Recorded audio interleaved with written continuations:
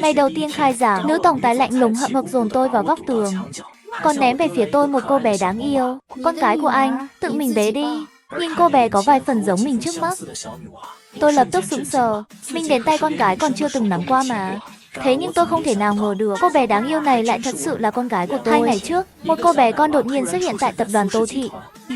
Ôm chầm lấy chân của Tô Huyền Cầm mà gọi mẹ. Cảnh tượng này khiến tất cả trợ lý và lễ tân đều kinh ngạc. Đây chính là đại tiểu thư của nhà họ Tô ở Dung Thành. Quan trọng hơn là Tô tổng quanh năm không nghỉ lại có một đứa con. Tô Huyền Cầm hoàn hồn, nhẹ nhàng gỡ cô bé ra. Cô không phải mẹ con. Chưa kịp nói xong, cô bé đã một tiếng khóc lớn. Mẹ không cần Niệm Niệm nữa sao? Niệm Niệm muốn tìm bố, để bố tôi đánh mẹ. Tô Huyền Cầm nghe vậy vừa bất đắc dĩ lại vừa buồn cười. Nhưng mà cô bé trước mắt này thật sự rất giống mình hồi nhỏ.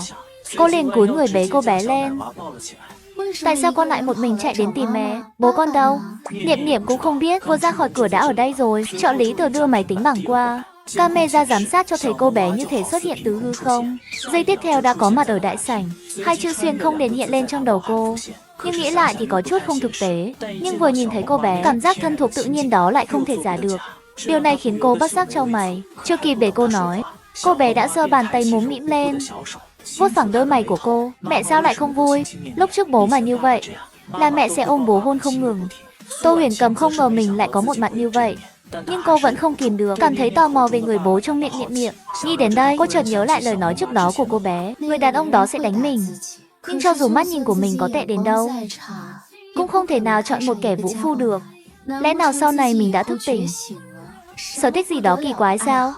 Nghĩ đến đây, cô bất giác nuốt nước bọt. Niệm Niệm, chúng ta khi nào đi tìm bố? Mẹ có thể đưa con đi tìm bố. Nhưng mẹ có vài câu hỏi muốn hỏi Niệm Niệm. Niệm Niệm tuyệt đối không được nói dối, được không? Cô bé vừa nghe, liền gật đầu lia lịa như gà mổ thóc. Bố có thường xuyên đánh mẹ không? Hỏi ra câu này, lòng cô bất giác trở nên căng thẳng. Niệm Niệm không nghĩ ngợi gì mà ngây thơ gật đầu. Bố mỗi tối đều đánh mẹ. Đánh đến nỗi mẹ la ỏi ỏi. Có lúc, mẹ còn ném Niệm Niệm cho ông bà nội. Chưa để cô bé nói hết, Tô Huyền Cầm đã vội bịt miệng cô bé lại. Cô cuối cùng cũng hiểu tại sao lại là đánh vào buổi tối. Nghĩ đến đó, khuôn mặt xinh đẹp bất giác chuyển chủ đề. Niệm Niệm, tình cảm của bố mẹ có tốt không con? Tình cảm tốt lắm ạ, chỉ là thỉnh thoảng có cãi nhau.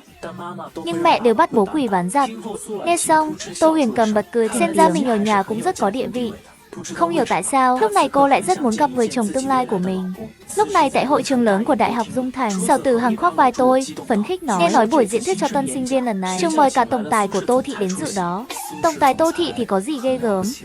Nhà họ Tô ở Dung Thành đứng đầu trong các gia tộc hảo môn. Quan trọng nhất là Tô Huyền Cầm này đẹp như nước nghiêng thành, là mỹ nhân nổi tiếng ở Dung Thành đó. Thôi đi.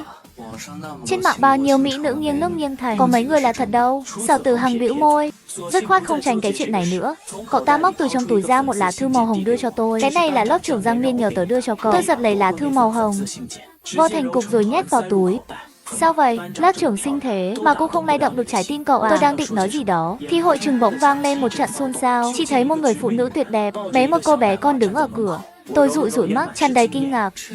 Trời ạ, đẹp quá đi mất. Nếu cưới được cô ấy làm vợ, cho dù bắt tôi ở biệt thự, lái siêu xe, tôi cũng cam lòng. Sở Tử Hằng lườm tôi một cái, bực bội nói. Tức là cậu không muốn chịu khổ một chút nào đúng không? Lúc này, điện thoại của tôi rung lên 2 lần. Cúi xuống nhìn, là tin nhắn của Giang Miên.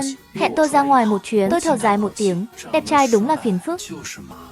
Nay khi tôi đang lén lút, chuẩn bị chuồn ra bằng cửa sau, một ánh mắt đã bắt được bóng dáng tôi. Mẹ ơi, là bố kìa. Niệm Niệm nhìn bóng lưng tôi, kinh ngạc nói. Tô Huyền Cầm vừa chào hỏi xong với ban lãnh đạo nhà trường, đang chuẩn bị rời đi. Cô ra hiệu cho trợ lý bên cạnh, rồi nhanh chóng bước theo. Phía bên kia, tôi đi vào xa đã thấy Giang Miên mặc một chiếc váy liền màu trắng. Cô ấy trang điểm nhẹ nhàng, rất xinh đẹp. Nhưng tiếc là trong lòng tôi không hề có một chút rung động. Đang định mở miệng từ chối, Giang Miên đã lên tiếng trước. Tớ thích cậu. Từ hồi cấp 3 tớ đã thích cậu rồi. Lúc này, Tô Huyền Cầm bế Niệm Niệm vừa tới, vừa hay nghe được những lời này của Giang Miên. Không hiểu tại sao, dưới đáy lòng cô lại dấy lên một cảm giác kỳ lạ. Đôi mày thanh tú bất giác trao lại. Một lúc sau, Giang Miên dường như cảm nhận được ý của tôi, quay người nhanh chóng rời đi. Tôi thở dài, quay người cũng đi ra ngoài. Ở phía bên kia, khóe miệng Tô Huyền Cầm lộ ra một nụ cười lạnh. Mình có phải là mẹ của Niệm Niệm hay không? Còn chưa chắc chắn, thì ghen tuông cái nỗi gì. Lúc này, trợ lý từ xuất hiện, đưa cho cô một chiếc đó hiển thị thông tin cá nhân. Thủ khoa của Dung Thành, tân sinh viên ngành y, Trần Vân Chu, điều tra muốn toàn bộ tài liệu của cậu ta. Không lâu sau, Tô Huyền Cầm dắt Niệm trở về căn hộ cao cấp ven sông của mình. Bé Niệm Niệm quen đường chạy vào bếp, lấy một chai sữa chua từ tủ lạnh, rồi bật tivi ngồi xuống ghế sofa. Một loạt động tác trôi chảy, như thể đây là nhà của mình. Tô Huyền Cầm đứng bên cạnh chớp mắt. Bây giờ cô đã tin, cô bé này là con gái của mình rồi. Cô mỉm cười nhìn cô bé trong phòng khách. Không hiểu sao trong lòng cảm thấy rất mãn nguyện. Không lâu sau, trợ lý từ mang đến 2 phần cơm và đưa cho Tô Uyển Cầm một chiếc máy tính bảng. Trên màn hình hiển thị tài liệu đã thu thập được. Trần Vân Chu, 18 tuổi, bố, Trần Nghị, mẹ, Liêu Đình, chị gái, Trần Vân Cẩm. Khi nhìn thấy ảnh của Liêu Đình, vẻ mặt cô đầy ngạc nhiên. Liêu Đình, cô quen, còn rất quen thuộc, bởi vì đó là cô giáo chủ nhiệm 3 năm cấp 3 của cô. Chả trách nghe 3 chữ Trần Vân Chu lại quen tai như vậy. Nói cách khác, tương lai mình sẽ gả cho con trai của cô giáo mình. Đi đến kết luận này, cô còn thấy hơi choáng váng. Cô vẫn nhớ mang máng hồi lớp 11, mình còn từng trông cậu ta một ngày. Ngay lúc cô đang ngơ ngác, điện thoại bỗng có tin nhắn. Tô Huyền cầm điện thoại lên xem. Chính là kết quả xét nghiệm S. Trên đó ghi rõ mối quan hệ mẹ con là 99,9%. Tương lai của mình lại sinh ra một cô nhóc đáng yêu như vậy. Bên cạnh, Niệm chỉ vào bức ảnh trên máy tính bảng. Mẹ ơi, là ảnh của ông bà nội.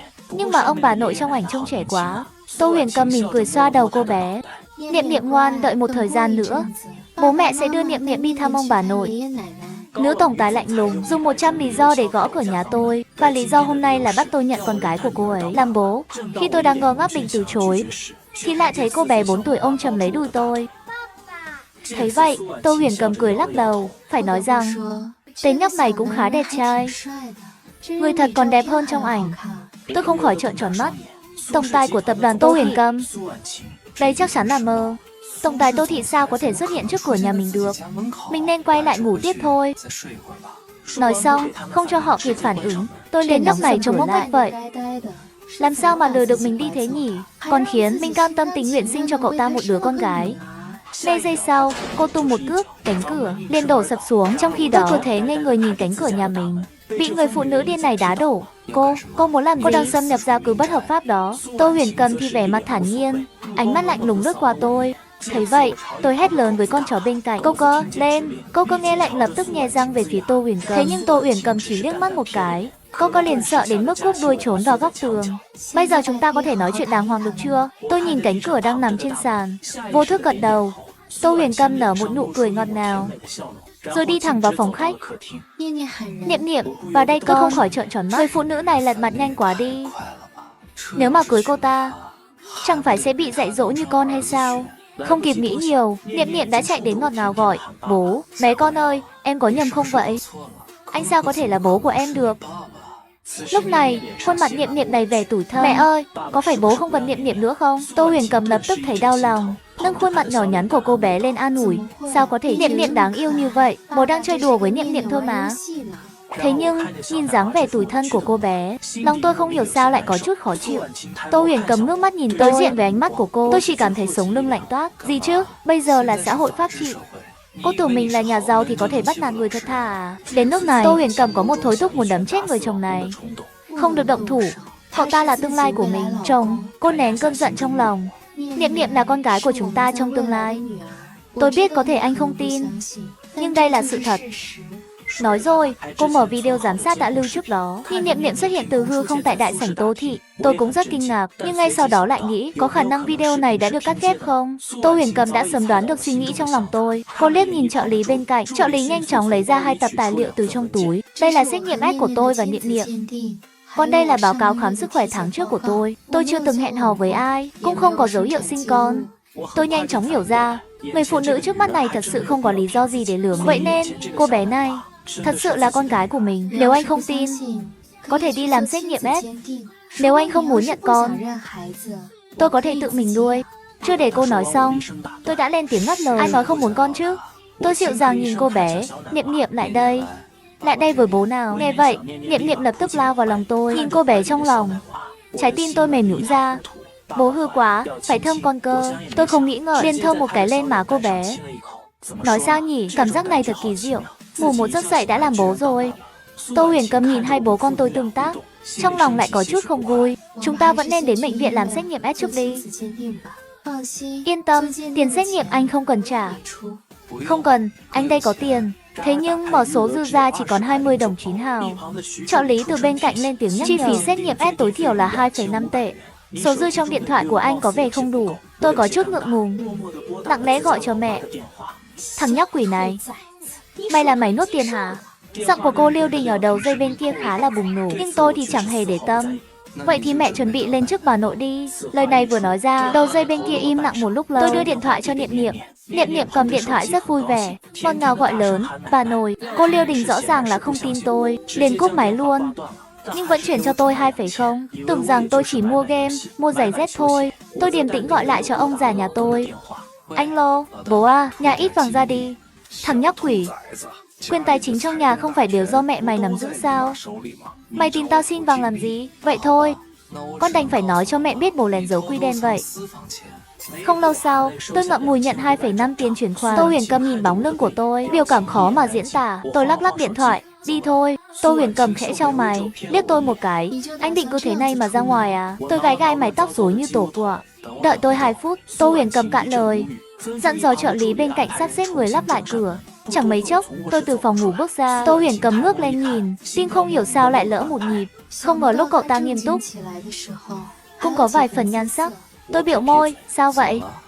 Không có gì, đi thôi. Ba người đi thang máy xuống tầng 1. Tôi bế Niệm Niệm đi phía trước. Tô Huyền Cầm đi bên cạnh thân mình trong tương lai. Tại sao lại thích cái nhóc này nhỉ? Nào ngờ, bé Niệm Niệm nói với Tô Huyền Cầm bằng giọng non nớt. Mẹ ơi, sao mẹ cứ nhìn trộm bố hoài vậy? Lời này vừa nói ra, mặt Tô Huyền Cầm đỏ như của táo chín. Đừng nghĩ nhiều, tôi chỉ thấy Niệm Niệm và anh trông rất giống nhau thôi. Nói xong, cô lập tức bước nhanh ra ngoài khu chung. Bố ơi, mẹ hình như giận rồi. Tối nay bố lại phải quỳ ván giặt rồi. Gì cơ? Quỳ ván giặt? Mình là một người đàn ông alpha, tương lai sao có thể quỳ ván giặt được chứ? Không thể nào, tuyệt đối không thể nào. Ra khỏi khu chung cư, chúng tôi lên một chiếc Maybach. Tôi nhìn Tô Huyền Cầm, vẫn không nhịn được mà lên tiếng. Này, Tô Tổng. Tô Huyền Cầm từ từ quay đầu, dường như lại trở về với dáng vẻ nữ tổng tài quyết đoán trước đó. Anh nói xem, chúng ta ở tương lai có biết Niệm Niệm đã quay về đây không? Tô Huyền Cầm cũng chợt nhận ra, con cái bỗng dưng biến mất. Họ ở tương lai chắc phải lo đến phát điên. Lúc này trong bệnh viện, em mới 18 tuổi. Sao lại có con gái lớn thế này? Trần Vân Cầm nhìn tôi, chị cảm thấy trời sập. Chuyện này phức tạp lắm. Trong thời gian ngắn em không giải thích rõ cho chị được. Chị cứ đi làm xét nghiệm S với Niệm Niệm trước đi. Để tôi giải thích với chị của anh. Tôi bế Niệm Niệm đến trung tâm xét nghiệm. Niệm Niệm là con gái trong tương lai của tôi và em trai chị. Không lâu sau, tôi dắt Niệm Niệm quay lại, rồi bị chị gái kéo ra khỏi phòng làm việc. Khai thật đi, có phải em bị cô ta bao nuôi không? Đi làm bố hờ cho người ta à? Tôi cạn lời nhìn chị gái mình. Có phải chị xem nhiều tiểu thuyết tổng tài bá đạo quá rồi không? Hôm nay cũng là lần đầu em gặp Tô Tổng. Với lại, em sao có thể vì tiền mà bán đứng bản thân được chứ? Trần Vân Cầm không nói gì, chỉ có thể đợi kết quả xét nghiệm S có rồi tính. Quay lại xe, Niệm Niệm nằm gối đầu lên chân tôi và Tô Huyền Cầm. Niệm Niệm, tối nay con muốn ăn gì? Vừa nghe đến ăn, Niệm Niệm liền tỉnh táo hẳn. Niệm Niệm muốn ăn sườn xào chua ngọt. Tôi bật cười trước vẻ đáng yêu của con gái. Mèo con tham ăn, tối nay sẽ ăn sườn xào chua ngọt nhé. Nói xong, tôi nhìn sang Tô Huyền Cầm. Này, Tô Tổng, cô muốn ăn gì cũng được. Còn nữa, đừng gọi tôi là Tô Tổng, tôi có thể gọi cô là Huyền Cầm không? Nói xong, tôi có chút hồi hộp. Lông mi của Tô Huyền Cầm khẽ rung, nhẹ nhàng hừ một tiếng. Nhà, cánh cửa mới đã được lắp xong. Tôi nhìn cánh cửa thông minh mới lắp mà không khỏi kinh ngạc. Xa xỉ quá đi. Khoan đã, nếu cô ta cứ phá nhà mình, vậy chẳng phải mình tiết kiệm được cả tiền sửa nhà sao? Nghĩ đến đây, nụ cười trên mặt tôi không thể nào kìm lại được. Tô Huyền Cầm khẽ chau mày. Trông mình có khi nào là một tên ngốc không nhỉ? Chẳng phải chỉ tay một cánh cửa thôi sao? Sau đó, dưới sự hướng dẫn của bố con tôi lần lượt lưu dấu vân tay, còn Tô Huyền Cầm bên cạnh cũng rất tự nhiên tự lưu cho mình một cái. Trong bếp, tôi lấy nguyên liệu đã mua ra và bắt đầu nấu ăn. Niệm Niệm thì chạy ra ban công lôi cô ra. Lúc này, Tô Huyền Cầm nhìn cảnh tượng này. Cô lần đầu tiên trong đời cảm nhận được cảm giác của gia đình. Điều này khiến cô cảm thấy có chút không thật. Mẹ ơi, lại đây chơi với con. Như vậy, hai mẹ con ngồi trên sàn nhà chờ xếp hình. Nghe tiếng cười nói vui vẻ trong phòng khách, tôi không kìm được tò mò nhìn ra ngoài. Chỉ thấy Niệm Niệm đang nằm trong lòng Tô Huyền Cầm làm nũng. Khung cảnh ấm áp này khiến tôi nhất thời nhìn đến ngây người. Khi Tô Huyền Cầm ngẩng đầu lên, thì thấy tôi đang mặc một chiếc tạp dề màu hồng, ngơ ngác nhìn cô. Nụ cười trên môi cô chợt tắt. Mình rốt cuộc đã đói khát đến mức nào mới để mắt đến cậu ta chứ? Vẻ mặt tôi lộ ra một chút bối rối, hoảng loạn quay người lại rửa rau lần nữa. Ra vẻ mình đang rất bận rộn. Lúc này trên bàn ăn, Niệm Niệm đã sớm không chờ được nữa, thành thạo dùng muỗng xúc một miếng sườn xào chua ngọt, rồi cầm cúi ăn. Tô Huyền Cầm thấy vậy không khỏi bật cười, rồi cũng cắt cho mình một miếng sườn, không ngờ lại ngon đến bất ngờ. Cô nhìn tôi, định khen một câu, thì thấy tôi đang cắm cúi ăn lấy ăn để. Dáng vẻ ăn cơm như là phiên bản thu nhỏ của tôi vậy. Điều này khiến cô có chút đau đầu. Hình như Niệm Niệm ngoài khuôn mặt ra, không có điểm nào giống cô cả. Đứa con gái đáng yêu của cô, không thể nào giống bố nó là một tên ngốc được.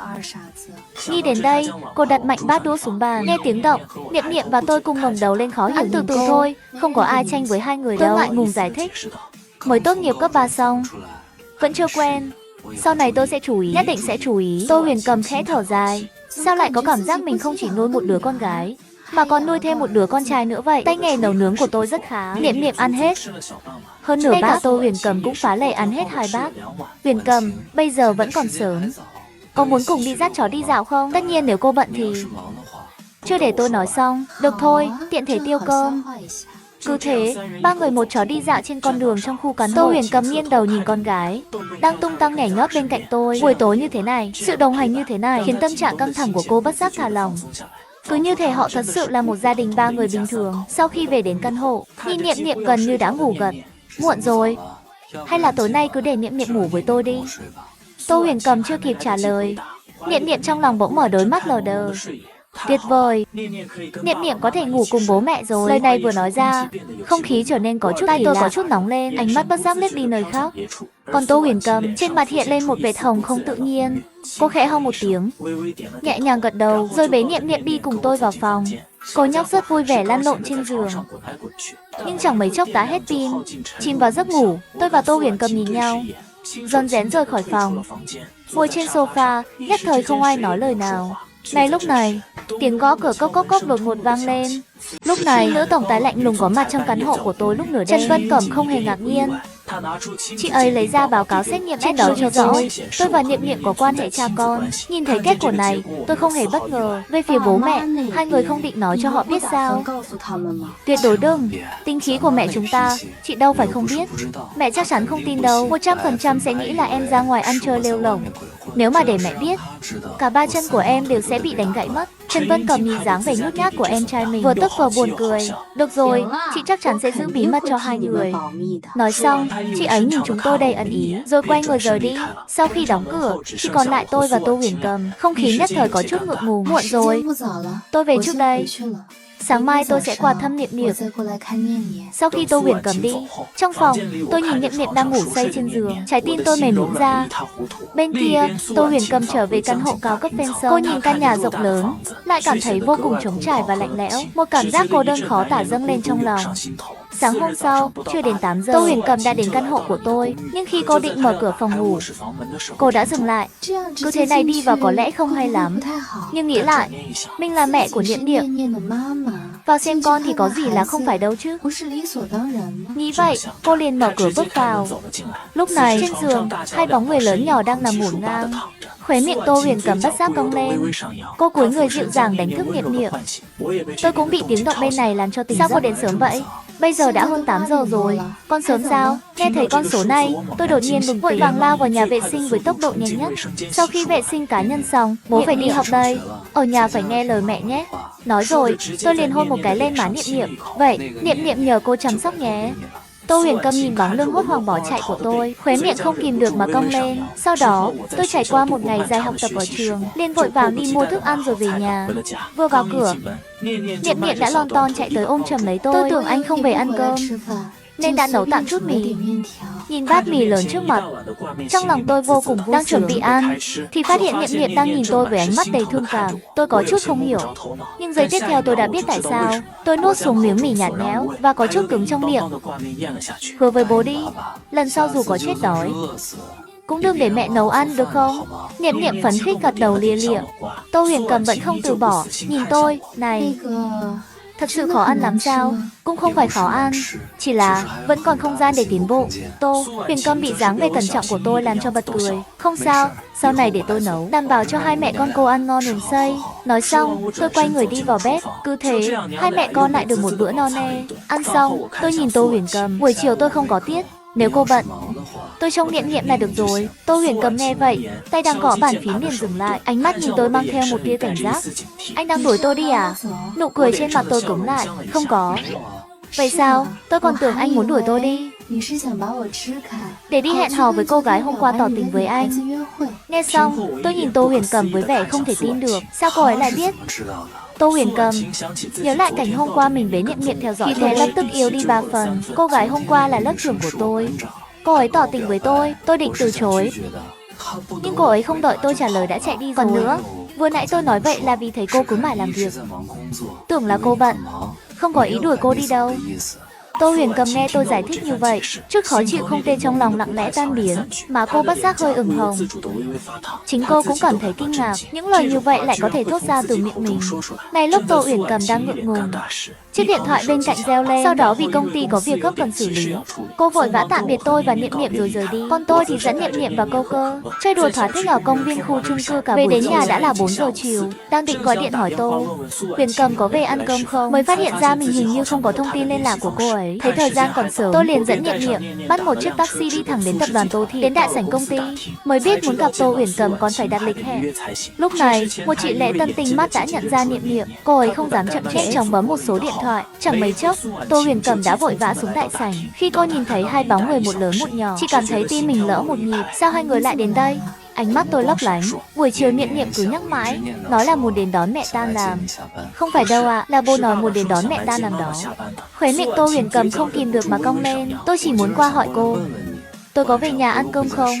Tô Huyền Cầm không trả lời, chỉ là nụ cười trên mặt càng thêm sâu, mà các nhân viên đứng cách đó không xa đều nhìn ngây người. Đây còn là nữ tổng tài lạnh lùng của họ sao? Chúng tôi bước ra khỏi tập đoàn Tô Thị. Trên xe, Tô Huyền Cầm khẽ nghiêng đầu nhìn tôi. Chuyện buổi trưa là tôi đã hiểu lầm anh.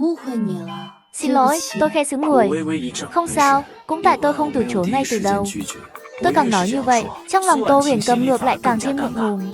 Cô cố gắng chuyển chủ đề, bây giờ còn sớm, chúng ta đưa Niệm Niệm đi mua vài bộ quần áo đi. Không lâu sau, chúng tôi đến một trung tâm mua sắm lớn và sang trọng. Đến khu vực quần áo trẻ em, tôi mới thực sự cảm nhận được cuộc sống của người giàu là như thế nào. Một chiếc váy trẻ em mà có giá 28.000 tệ, chỉ mua quần áo cho Niệm Niệm, ta tiêu tốn hết 216.800 tệ. Thanh toán xong, Tô Huyền Cầm liền bảo nhân viên bán hàng giao đến căn hộ của tôi. Sau đó cô lại dẫn chúng tôi lên tầng 4, mục tiêu rõ ràng, đi thẳng vào một cửa hàng VC may đo, bảo nhân viên lấy số đo cho tôi. Tôi cuối cùng cũng hiểu mục đích Tô Huyền Cầm đưa tôi đến đây. Không cần đâu, tôi có quần áo mặc rồi. Tô Huyền Cầm dường như đã đoán được tôi sẽ từ chối. Đang định mở lời, một giọng nói của một cô gái mang vài phần giễu cợt vang lên từ bên cạnh. Tôi còn tưởng là ai, ra là Tô tổng đại giá Quang Lâm. Ánh mắt cô ta đảo một vòng trên người chúng tôi. Không ngờ Tô tổng của chúng ta đúng là có bản lĩnh. Không chỉ ký mốc Tàng Kiều, mà con cái cũng lớn thế này rồi. Đúng là phúc lớn quá. Người phụ nữ đó chính là đại tiểu thư của tập đoàn Sở Thị. Nhà họ Sở và nhà họ Tô tuy có hợp tác trên phim trường, nhưng với tư cách là người thừa kế của hai nhà, Tô Huyền Cầm và Sở Tử Nguyệt từ nhỏ đã không ưa nhau, thậm chí có thể nói là như nước với lửa. Tô Huyền Cầm nghe những lời này của Sở Tử Nguyệt, con người lạnh lùng lập tức trầm xuống. Thế nhưng đúng lúc này, Niệm Niệm lon ton chạy đến trước mặt Sở Tử Nguyệt. Giọng nói non nớt vang lên trong cửa hàng may đo yên tĩnh. Nụ cười chế nhạo trên mặt Sở Tử Nguyệt lập tức cứng đờ. Nhìn cô bé đang ôm mình cười, rạng rỡ, cô ta hoàn toàn chết lặng, đầu óc trống rỗng. Còn Tô Huyền Cầm nhìn con gái đang ôm Sở Tử Nguyệt gọi một cách vô cùng thân thiết, cô hoàn toàn ngây người. Tôi cũng ngơ ngác, nhất thời không hiểu chuyện gì đang xảy ra.